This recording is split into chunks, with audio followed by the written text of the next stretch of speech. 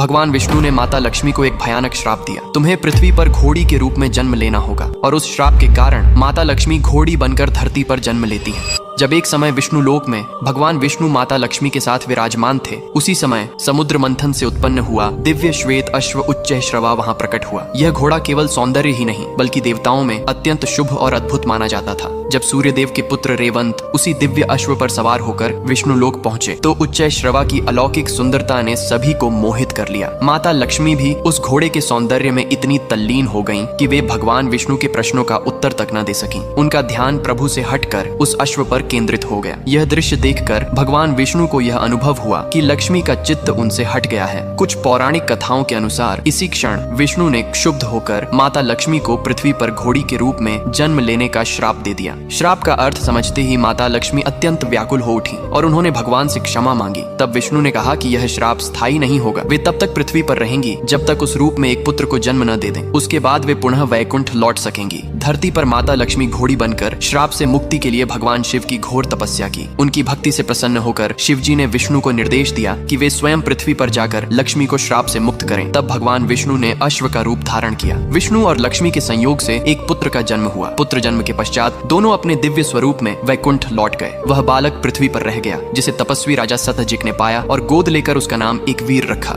एकवीर आगे चलकर एक महान पराक्रमी और धर्मनिष्ठ राजा बना। मान्यता है कि उसी से हैहाई वंश सहित अनेक राजवंशों की उत्पत्ति हुई। इसी हैहाई वंश के सबसे प्रसिद्ध राजा अर्जुन कार्तवीर्य था। वे अपनी 1000 भुजाओं और अपार शक्ति के लिए प्रसिद्ध थे, जिन्होंने रावण को भी बंदी बनाया था। तो लिखिए, जय श्री हरि।